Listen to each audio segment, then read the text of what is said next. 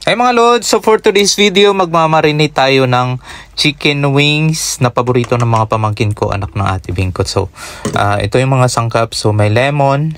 Yan, niready ko na rin yung sa sibuyas, onions. So, ito na nga yung imamarinate ko. Pork, tsaka meron yung chicken wings. So, nakasiparit yung chicken wings, tsaka yung chicken feet mga kalod. So, ito na yung mga sangkap mga kalodi. So, ito na nga yung naglagay ako ng Sprite.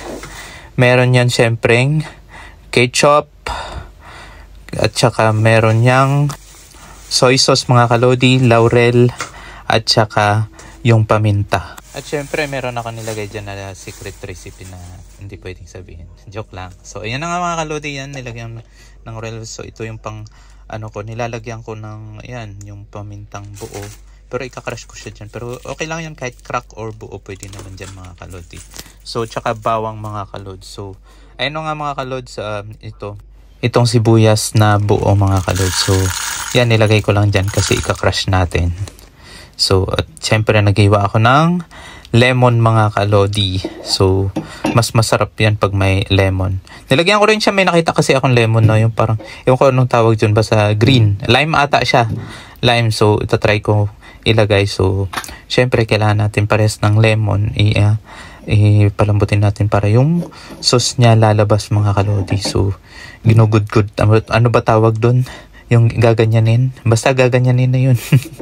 Parang hilod-hilod para lumambot siya. At saka yung katas niya lumabas talaga mga kalodi. So, ayun na nga mga kalodi. So, hiwain na natin yung sibuyas. So, sibuyas o onions, ginawa ko mga kalods, chinap ko lang siya ng maliliit para magkasya doon sa igagrind natin siya hanggang maging paste. So mas maganda yung maging paste siya mga kalods para umano talaga yung lasa niya doon sa manunuot talaga yung lasa, masali niya doon sa sauce mga kalods.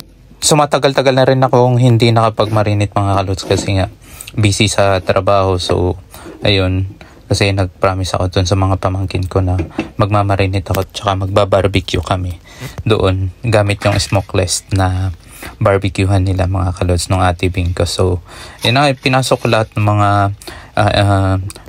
sibuyas mga kalods. Ngayon, ika-crush natin yan. So, yun na nga, kasi dati wala akong hiniwa ko lang siya ng pack cubes na maliliit. Pero ngayon, nakabili ako ng ganyan, yung parang crusher niya. Pwede din yan maging paste mga kalodi. So, mas maganda yun mga kalodi. Tingnan nyo nito mga kalodi. So, yan.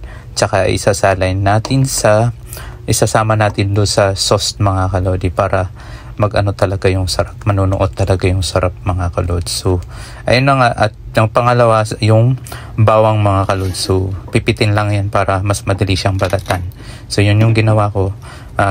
Pinipit ko lang siya at saka yun, pinasok ko ng mga kalods dun sa crusher. Saka yun, niloto ko pala yung yung paa mga kalods para madali na lang siyang i-marinate at manunuot doon yung sarap sa paa. So ganito lang pala mga kalods. So hindi na kailangan ng kuryente. So hilain-lain mo lang yan para mag-crush yung mga yung mga gusto mong i-slice dyan sa loob mga kalodi. So depende sa inyo kung gaano kalaki yung slice o sa akin. Basta yung ginawa ko mga kalod sa pinaste ko mga kalod. So ito nilagyan ko na nilulutuin ko. Yun na yung paa mga kalods ng manok. So may natira pang sibuyas. So ika-crush pa natin yan mga kalod. So dalawang batch yung nagawa ko. So ayan. Ngayon isasali na natin sa mga karne mga kalodi. So isasali na natin dyan sa pork.